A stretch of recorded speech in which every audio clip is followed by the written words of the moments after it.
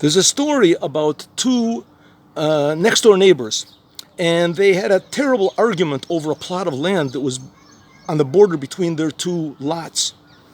Eventually it got to the rabbi. They came into the rabbi, they were yelling and screaming at each other to the point that the rabbi had to have his assistants to separate them. The rabbi heard one person's argument, the other person's argument, said, the rabbi, I want to go and see the land myself. They took him over to the plot of land. One said, okay, the rabbi said, I want to hear you talk first, you keep quiet. The first one said, the land was mine, see that tree, that used to be my border, he moved it over, that thief. The rabbi said, okay, I understand what you're saying. The rabbi said, okay, what about you? He said, what are you talking about? The land is mine from my father, my parents. See that stone over there, that's where it used to be, and he moved it over there. The rabbi said, okay, I heard what you had to say, now I want to hear what the ground has to say. They looked at the rabbi like he was crazy. The rabbi said, will you hold my hat for a minute?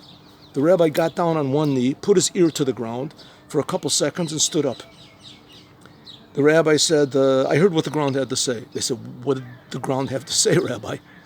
He said, well, you say the land belongs to you. You say the land belongs to you. The ground just told me that in another 40 years, both of you are going to belong to it. Now, maybe you want to put things in proper perspective and calm down, and let's have a calm discussion about who the land belongs to. Sometimes we get so serious and involved in ourselves that we get swallowed up totally in the ground. This Torah, the portion of this Torah reading of this week, is talking about a man called Korach, that he was so involved in arguing against Moses that it said that the ground opened up and swallowed him.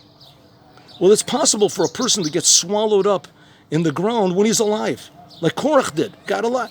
A person gets so involved in his own egotism, in his own selfishness, in his own desires, his own anger, his own jealousy, his own depression, his own aggression, that he can totally forget about the creator of the universe and that the ground totally swallows him up.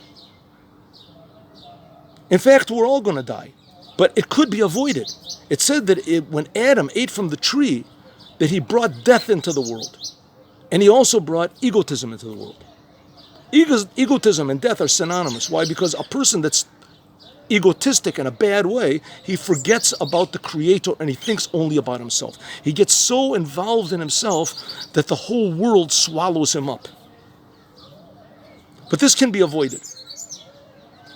In fact, when the Jewish people received the Torah, they received the tree of life. If they wouldn't have worshipped the golden calf, there would be no more death in the world. The ground wouldn't swallow anyone up.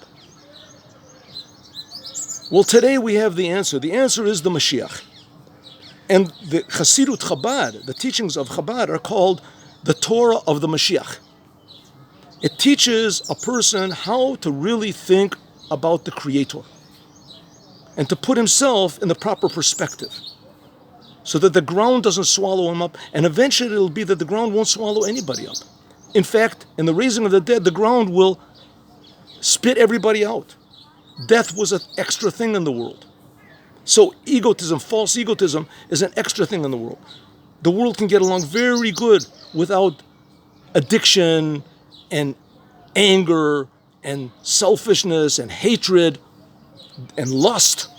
The world can get along without these things. And that's going to be the whole idea of the Mashiach, that people will think about the source of life. They'll put everything in the proper perspective. And that's why it's so desperate and necessary that the whole world should be aware of the teachings of the Chabad Rebbes, and that will bring Mashiach now.